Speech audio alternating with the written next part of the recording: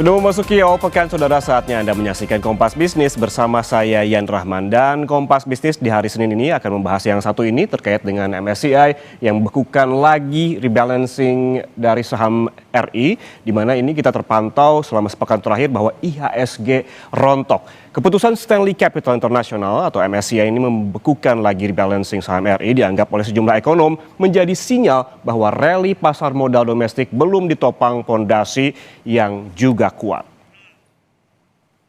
Isu yang disorot oleh MSCI masih seputar saham beredar di publik atau free float, tingginya konsentrasi kepemilikan atau high shareholding concentration, serta aspek investability. Dalam pengumumannya, MSCI masih akan mengkaji dampak reformasi pasar modal terhadap aksesibilitas investasi. Selain itu, saudara, MSCI juga akan menggunakan data keterbukaan pemegang saham di atas 1% untuk menyesuaikan perhitungan free float. Namun, MSCI belum akan memasukkan sumber data baru hingga kajian atas reformasi pasar modal Indonesia selesai dilakukan. Lalu apakah respon dari otoritas di Indonesia? Apa kata dari Bursa Efek Indonesia setelah MSCI mengumumkan menunda rebalancing saham RI? Kita lihat. Nah, ini dia, saudara, dari PJS Dirut Bursa Efek Indonesia yaitu Jeffrey Hendrik menyebutkan bahwa kami mengapresiasi 4 proposal yang telah kami deliver, di-acknowledge oleh MSCI, dan kami akan terus berkomunikasi dengan indeks provider. Ini 4 proposal yang dimaksud adalah reformasi yang mencakup peningkatan transparansi pemegang saham di atas 1%, pendalaman klasifikasi investor, pengenalan kerangka HSC, dan rencana peningkatan batas minimum free float menjadi 15%. Sementara itu, saudara, soal MSCI yang menunda rebalancing indeks RI, OJK juga ini merespons. Responsnya adalah ini ke depan implementasi langkah-langkah reformasi akan terus dijaga agar berjalan secara konsisten, terukur, dan berkelanjutan, serta diperkuat ini melalui koordinasi aktif dengan beberapa pihak, termasuk pelaku pasar global. Ini kata Ketua Dewan Komisioner OJK, Friederike Widyasari Dewi. Artinya, saudara, ini OJK menilai pengakuan awal dari MSCI terhadap langkah reformasi tersebut menjadi sinyal positif terhadap arah kebijakan yang ditempuh Indonesia. Dengan adanya pembekuan rebalancing saham RI, apa saja ketentuan pokok dari MSCI? Kita lihat ke data. Nah, ini dia, saudara. Pertama adalah penghapusan saham berstatus konsentrasi kepemilikan tinggi atau high shareholding concentration. Artinya saham dalam daftar ini akan dihapus mengikuti presiden Hong Kong. Kedua, ini ada pembekuan kenaikan FIF untuk seluruh konstituen Indonesia dan tidak akan melakukan kenaikan atau penyesuaian pada number of shares. Ketiga, ini tidak ada penambahan saham baru ke dalam MSCI Investable Market Indexes selama periode pembekuan. Keempat adalah MSCI tidak akan menaikkan klasifikasi ukuran saham ke arah atas seperti small cap ke standard cap dan standard cap ke large cap. Dan terakhir, data kepemilikan ambang 1% yang bersumber dari reformasi BEI akan digunakan untuk reestimasi free float, namun MSCI bilang belum sepenuhnya mengandalkan data tersebut hingga proses review selesai. Setelah MSCI memutuskan menunda rebalancing saham RI pekan lalu, ini bagaimana kinerja IHSG? Kita lihat data selanjutnya. Nah, ini dia kinerja IHSG selama sepekan, saudara. Ini tampak seperti jalan menurun ya selama sepekan terakhir ini. Memang selama sepekan terakhir IHSG terpantau rontok sebesar 6,61%. Ini apabila didetailkan begitu dari awal pekan Senin pekan lalu, tepatnya pada 20 April ini IHSG masih berada di level 7.594. Turun tipis di hari Selasa atau di keesokan harinya di 21 April menjadi 7.559. Turun lagi di tanggal 22 April menjadi 7.541 dan turun dalam kemudian di hari Kamis pada 23 April ini menjadi 7.378 dan kembali turun pada penutupan perdagangan pekan lalu tepatnya hari Jumat di 7.129. Pertanyaannya, saudara, apakah keputusan MSCI untuk menunda rebalancing jadi sentimen satu-satunya penurunan IHSG selama sepekan terakhir? Tampaknya tekanan terjadi secara kombinasi termasuk pelemahan rupiah dan juga kondisi geopolitik. Tadi sempat disinggung terkait dua saham yang masih dibayangi ketidakpastian seiring sentimen MSCI terkait konsentrasi kepemilikan saham. Emiten apa saja itu? Kita lihat ke data berikutnya untuk Anda. Nah, ini dia saham yang dibayangi risiko MSCI. Jawabannya ada dua saham, adalah Brand dan juga DSSA. Ini Brand alias Barito Renewables Energy milik konglomerat Prayogo Pangestu, dan DSSA alias Dian Swastika Sentosa milik grup Sinarmas. Selama sepekan terakhir, saudara, kedua saham ini terkoreksi sangat tajam. Kita lihat terlebih dahulu dari Brand, ini koreksinya sebesar ataupun penurunannya sebesar 30,26%. Anda bisa bayangkan selama sepekan saja penurunannya sudah sebesar ini, di mana pada Senin awal pekan kemarin Brand ditutup di angka 6.600 per lembar saham dan ambles ke 4.620 pada penutupan perdagangan pada Jumat lalu. Namun selama sepekan ini terpantau asing justru membeli saham ini senilai 222 miliar rupiah. Kita pantau nanti bagaimana pada pekan ini, apakah ini Brand akan naik atau justru sebaliknya. Sementara itu di DSSA ini juga lebih tajam lagi penurunannya dibandingkan Brand, ini sebesar 37,85% selama satu pekan terakhir. Pada Senin 20 April, DSSA masih terpantau menghijau di level 3.270, namun terus rontok hingga akhirnya terjerembab di level 2.020 per lembar saham di penutupan perdagangan Jumat lalu. Selama sepekan terakhir, asing terpantau keluar dari saham DSSA dengan nilai 67,84 miliar rupiah. Lalu saudara, secara keseluruhan bagaimana asing bergerak di pasar saham Indonesia? Kita lihat ke data berikutnya. Nah, selama sepekan terakhir ada aksi jual asing, saudara. Ini sebesar 1,88 triliun rupiah. Asing nyatanya masih deras keluar dari bursa saham Indonesia. Tentunya asing mempertimbangkan beragam dinamika selain MSCI juga keputusan lembaga pemeringkat lainnya. Terpantau dari 17 saham Indonesia di indeks MSCI Global, kinerja secara year to date atau dari awal tahun 2026 hampir seluruhnya turun kecuali United Tractors alias UNTR yang melaju positif sebesar 7,97%. Lalu saudara, apa sesungguhnya risiko terbesar dari keputusan MSCI membekukan rebalancing saham Indonesia? Apa yang perlu dilakukan oleh otoritas setelah MSCI membeberkan sejumlah poin penting yang menjadi perhatian, termasuk soal free float, tingginya konsentrasi kepemilikan hingga aspek investability. Usai jeda, Kompas Bisnis akan kembali dengan pembahasan lengkapnya untuk Anda. Saudara, apa yang perlu dilakukan oleh Bursa Efek Indonesia dan juga OJK setelah MSCI membeberkan sejumlah poin penting yang menjadi perhatian, termasuk soal free float, high shareholding concentration, hingga aspek investability. Apakah pembekuan rebalancing ini termasuk ancaman atau justru peluang bagi para investor di pasar saham Indonesia? Kompas Bisnis tanya langsung Ketua Umum Perkumpulan Analis Efek Indonesia, David Sutianto. Mas David, selamat pagi. Selamat pagi. Mas David, pekan lalu MSCI memberikan ataupun merilis terkait dengan membekukan ataupun menunda rebalancing saham RI begitu.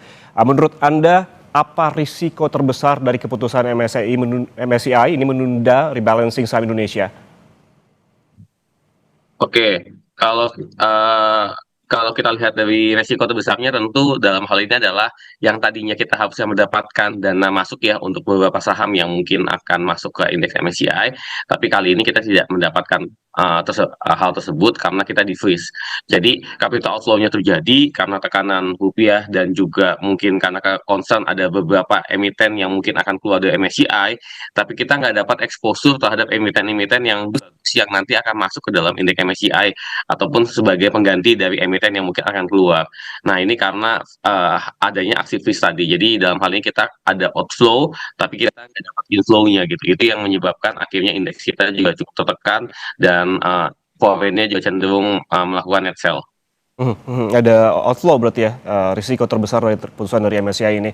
Tapi kalau menurut Anda, tadi saya sempat membacakan soal apa saja perhatian dari MSCI dan juga tadi pihak dari Bursa Efek Indonesia juga menyebutkan bahwa ada 4 proposal yang telah diajukan.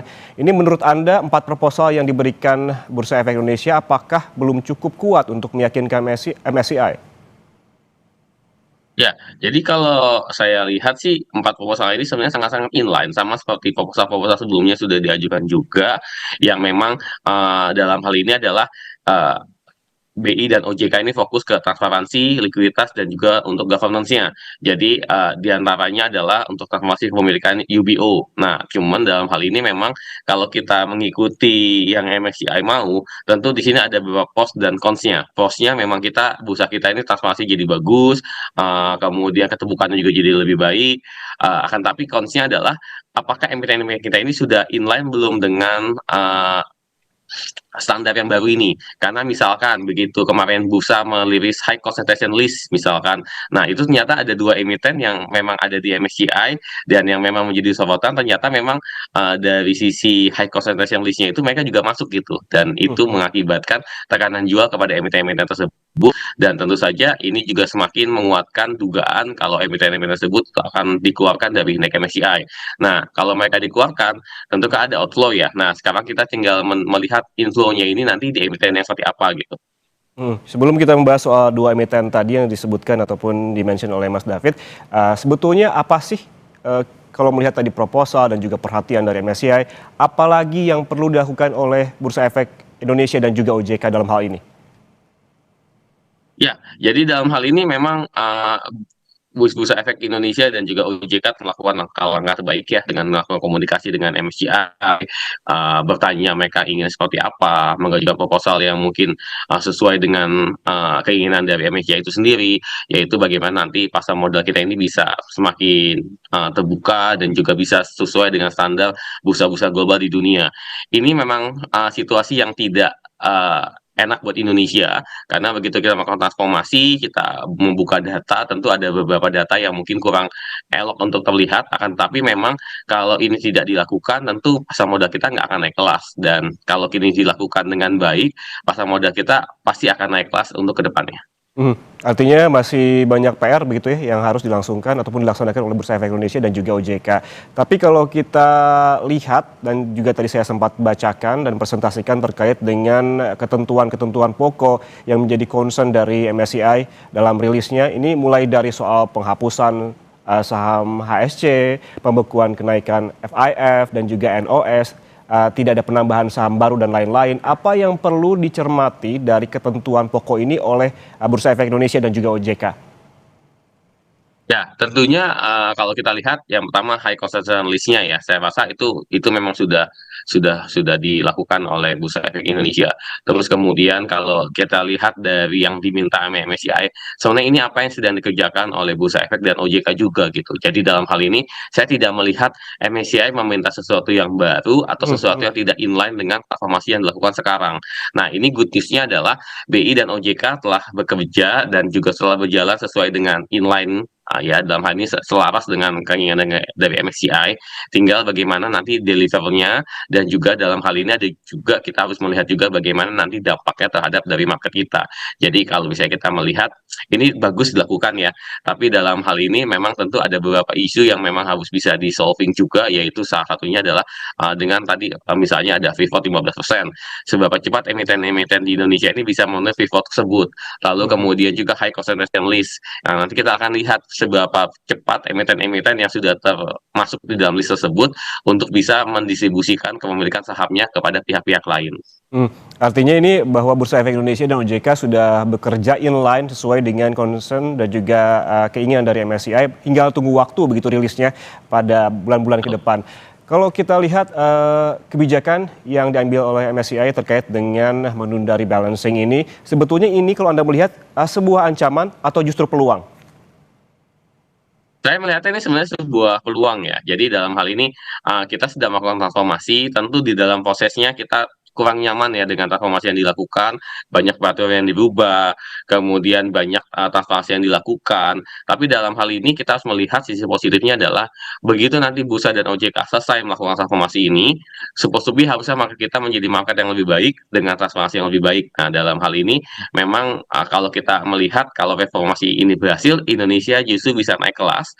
Tapi kalau reformasi ini cenderung tidak berhasil, resikonya bukan hanya IHSG-nya turun, tapi juga kita kehilangan positioning di mata investor dunia. Jadi dalam hal ini memang kami berharap transformasi yang dilakukan ini 100% dan bisa didukung oleh semua pihak, dan hasilnya mungkin nanti akan membuat Indonesia menjadi naik kelas. Ini sebuah peluang terutama, jika informasi ini berhasil dilangsungkan begitu.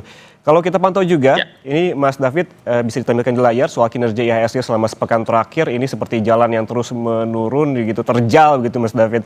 Kalau Anda melihat, ini kan turunnya 6,61% selama sepekan terakhir. Seberapa besar menurut Anda kontribusi keputusan MSCI terhadap kinerja IHSG atau sebetulnya, banyak, sentimen lain juga seperti pelemahan rupiah dan juga kondisi geopolitik? Ya, sebenarnya kalau kita lihat, ini apakah serta-merta hanya dari MSCI? Tentu enggak ya. Jadi MSCI ini hanya memang dalam hal ini, menambah salah satu sentimen, yaitu adalah investor asing, sebelum memiliki guidance atau arahan untuk masuk ke saham-saham seperti apa, setelah MSCI melakukan rebalancing. Nah, rebalancing-nya ini di-freeze, jadi mereka tidak tahu nih akan masuk, ke saham-saham seperti apa. Tetapi memang kalau misalnya kita melihat tekanannya dari pekan lalu itu ada 2. Yang pertama adalah, penurunan nilai tukar kita. Nah, ini menyebabkan investor asing yang melakukan investasi di Indonesia ini mengalami yang namanya currency loss. Jadi katakanlah dia dibeli saham kemudian dia untung sekitar 5%, tapi karena rupiahnya ini melemah, eee, keuntungan yang 5% yang didapatkan itu semakin mengecil karena waktu dia konversi nanti balik menjadi US dollar, nilai US dollar-nya akan lebih kecil. Nah, ini yang menyebabkan akhirnya karena risiko, currency tersebut, akhirnya mereka memutuskan untuk, melakukan penarikan atau dalam hal ini menjual sejumlah saham, tertentu di Bursa Efek Indonesia dan ini memang menekan dari IHSG. Kemudian yang kedua juga kita tidak bisa pungkiri kalau dinamika terjadi di Timur Tengah, ini masih sangat berpengaruh terhadap IHSG. Bagaimana nilai oil saat ini sudah mulai merangkak naik kembali, kemudian perjanjian perdamaian antara Iran sama US sepertinya agak sedikit tidak berhasil dan ini mengakibatkan akhirnya investor-investor melihat pasar saham di luar sana menjadi lebih menarik dibandingkan dengan pasar market di emerging market seperti Indonesia dan kita bisa melihat fenomena kalau S&P akhirnya bisa all time high tapi IHSG-nya akhirnya mengalami koreksi. Mmm, kalau dibandingkan dengan pasar Asia lainnya bagaimana Mas? Kan kalau kondisinya geopolitik tentunya pasar saham lain juga terpengaruh. Ya, jadi pasar saham lain sebenarnya juga mengalami fluktuasi ya, cuman memang dalam hal ini pekan lalu tuh sorotannya memang benar-benar ada di Indonesia, karena Indonesia ini currency-nya akhirnya menembus dari level 17.000. Nah, ini mengakibatkan memang di pekan lalu, kita yang cukup banyak mengalami pelemahan karena ya tadi kita ada faktor X, yaitu adalah faktor dari currency tersebut. Tadi kita sempat, juga Mas David membahas ataupun mention terkait dengan ada 2 saham yang dibayang-bayangi risiko keputusan dari MSCI, yakni kita sebut ada Brand dan juga, DSSA begitu. Analisis Anda terhadap 2 emiten ini seperti apa? Kemudian juga kemarin juga kita mendengarkan informasi bahwa Brand dan juga DSSA ini keluar dari LQ45 begitu. Iya, jadi memang 2 saham ini adalah 2 saham yang memang sangat disorot sekali ya, dan 2 saham ini memang masuk ke high concentration list-nya, IDX.